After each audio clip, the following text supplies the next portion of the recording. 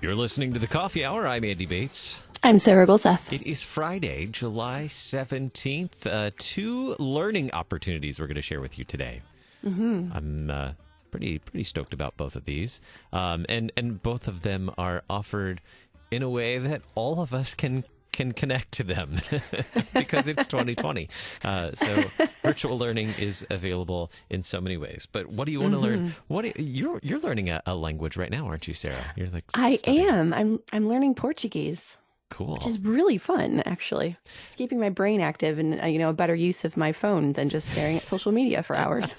And I forgot to ask you like the last few times we talked. What coffee are you drinking this morning? Ooh, today is Arrow Ridge Ethiopian. It might local. be one of my favorites. Yes, it is local. It is so good. Locally roasted. You can't really grow coffee here in the U.S., but locally roasted. No. Yes, locally roasted. Just a few miles away. Unless you're growing coffee in your backyard. As I mentioned earlier, two great learning opportunities. We're going to talk about the Music at Historic Trinity Music Workshop. That's an annual event, I believe, and this year going online so that folks all over can participate. And why study Biblical Greek or Koine Greek? We're going to talk about that in the second half of the program. Thanks to Concordia University, Wisconsin for supporting the Coffee Hour. Find out more about Concordia University, Wisconsin at cuw.edu. Live uncommon. Joining us this morning, Dr. John Behnke, composer, organist, handbell director, and clinician for the 2020 Music at Historic Trinity Workshop. John, thanks so much for being our guest this morning on the Coffee Hour. You're very welcome, and you'd have to add to that a Zoom expert, because I have learned. By the way, I'm drinking a Folgers decaf that was nicely brewed at home. Oh, there you go. So you're having your coffee too? Very local. Good. It's local. Brewed at home. I guess that counts. John, tell us a brief history of the Church Musician Workshop at Historic Trinity. Well, Historic Trinity is a beautiful sanctuary, and in 2015, a group of musicians and people that love music got together, said we need to really open up this church, allow people to come in here and hear music in this wonderful space. And so we started concerts as well as one workshop a year for church musicians because there wasn't anything in our area. So we invited the local church musicians to come in and to hear some music. And Concordia Publishing House was a co-sponsor and has been. So we feature a lot of their new music that's coming out, and so musicians can hear it for the first time and then can even purchase with a discount, which is a great thing. Mm-hmm. And CPH has had some really great music lately. We know some of the people who have produced some of this music, so I might be a little biased, but there's been some really great stuff lately for attendees to be able to hear this year. Yeah, and then we've done this every year since, and so this year in about March we got together as a committee, and the decision, let's face it, March was a precarious month. And so we said the big discussion was, should we even have it at all? And the committee, it was interesting because the committee members, we've got a college professor on there and an elementary school teacher, and we said if we do this, it has to be safe. We don't want someone coming to a workshop and getting ill, and heaven forbid that they should die from coming to a church music workshop. That would not be good. So we decided that it would be virtual. And it was interesting. The college professor and the elementary school teacher said, not a problem. We do this every day. We can put this together. So with their help and expertise and then starting to work together on it, this is being done virtually. There's 3 sessions to it, if I can talk about it a little bit. 3 sessions. There's a handbell session, a choral session, and a piano and organ session. And they're all 3 separate sessions that will be, they are recorded already and will be put on YouTube privately. And then the people that register will get private links to these 3 sessions that they can watch at their convenience. And then at noontime on Saturday, August the 8th, will be a Zoom discussion with composers as well as participants. and we can all get together and talk about what we're going to do or try to do in this time. So what are some of the insights into those 3 sessions? What are some things that people will be able to learn from those sessions? Well, there's new music that's presented. Sometimes it's performed, sometimes it's recorded, and as well as the new music from CPH. I've also interviewed a number of composers. Kevin Hildebrand is on there, David Von Kampen, Jeffrey Blursch, Sandy Ethan, Lauren Delancey, Larry and Carla Sue, and Jake Weber. They've all been interviewed. And so you're going to see them talk about their music, and then you'll hear their music right afterwards. It's actually very cool. As we've put together these, 2 of them are done already, and the 3rd one is in the final stage of production. And as I've watched the 2, it's amazing because, let's face it, they're all little, excerpts, chunks that are put together. And they've been put together so well. It's beautifully put together. So I think people will enjoy it. It'll be different, that's for sure. That's a great lineup of speakers. We've had the privilege of talking with over half of those speakers just on various topics throughout the year and music and the church year. You mentioned handbells. This might be the year of handbells when it comes to choirs. Yes, a little safer. Handbells, the safer church music for 2020. There's your tagline right there. Oh, man. Some congregations have handbell choirs, but maybe this is the year to for those that haven't had handbell choirs, this is the year to bring it back, right?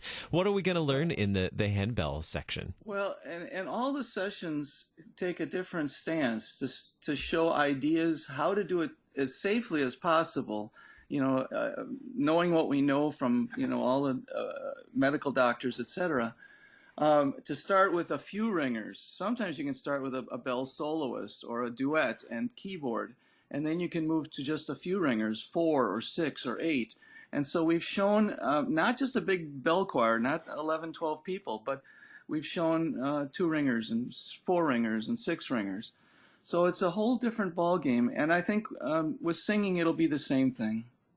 When singing does start to occur again, it'll be with masks. It'll be with distance. It'll be a few singers at first, and then it'll start to get a little bit more as we get a little bit, have more safety as it's possible to sing. What is the benefit for, the good part about this being virtual this year for people who may not normally be able to attend in person? Well, I mean, honestly. It's had a couple different things. First of all, right now we've got over 50 some registrations already, and they're from all over the country. And that could not happen if it was just here in Milwaukee, by itself as a local event. So, I mean, now people are curious to say, how do we do some things? How do we make music in church safely? So it has expanded that way, and it's definitely a safe way to look at some music, to see some new music, and then even to purchase it at a 20% discount, because there's a promo code for the music to be able to purchase. So if they decide to buy some of this new music, they'll get it at a good discount. What are you looking forward to most this year for the workshop? Well, the 3 sessions are recorded and done, and I was so pleased the way they turned out. I mean, it's really smooth. It's very professional looking. And the thing probably I'm looking forward to is to seeing 50 or more faces in the Zoom discussion, and for all of us to talk about the situation. We have someone in Toronto, and we have people in Texas and Florida and California. And so we can have a discussion that's based upon the whole country. And what are the practices in all these places? Are you open? Are you not open? To what extent are you open? All these things, I think, will be interesting to talk about. And then to see how they can strategically use the ideas that have been presented. Oh, we're just going to have a soloist, or we're just going to use piano and organ music, or we can bring in our whole choir. I mean, it might be possible in certain places. Yeah, that'll be a really great way for people to connect and bounce ideas off of each other, since so many people, especially in the church right now, are kind of learning as we go, and the situation just keeps changing.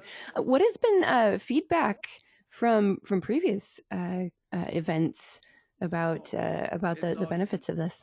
It's always been very supportive. I mean, church musicians at this time are always starting to gear up for the next season, so to speak, when choir starts in September and works through. So they're always looking at, what Christmas music, what Advent music, etc. we're going to sing, and to see what the publisher has. And this is a way for the publisher to, for people to hear their music, as well as for us to start to re-gear and start to say, what are we planning for the season? It's just the right time for it. And luckily, this virtual can be done, which is amazing, honestly, and it can be done safely. So that's the best thing. Information on how to register for the 2020 Music at Historic Trinity Church Musician Workshop? It's honestly pretty easy. If they just take my name, johnbehnke.com, okay, and go to that website, the first event that they see will be the workshop, and there's a link that they click that takes you to Eventbrite, and that registers you. It's just a credit card. Boom, you're in. It's only $20. It's not that much. So it's for 3 workshops, 3 sessions, which are each and over an hour long. They get quite a bit for that $20. Plus, they get the code then for 20% off all the music at these various places. Well, that's outstanding. And we'll share the link in the program notes today as well, with the podcast and the archive later on today as well. For those who are listening on the podcast, you'll find the link there, and as well as other information, the flyer and other information. A fun YouTube video with John Behnke as well, talking about the workshop. We'll try to share all those in the program notes. We titled this thing, "How Can We Sing the Songs of the Lord While in a Foreign Land?" which is Psalm 137, verse 4, and we're definitely in a foreign land right now. Dr. John Behnke, composer, organist, handbell director, and clinician for the 2020 Music at Historic Trinity Church Musician Workshop. Thanks so much. and Zoom expert, that's right. Thank you so much, Dr. Behnke, for being our guest on the Coffee Hour today. You're welcome, Andy. Sarah, thank you so much. Bye-bye. Bye now. You're listening to the Coffee Hour. I'm Andy Bates. I'm Sarah Golseth.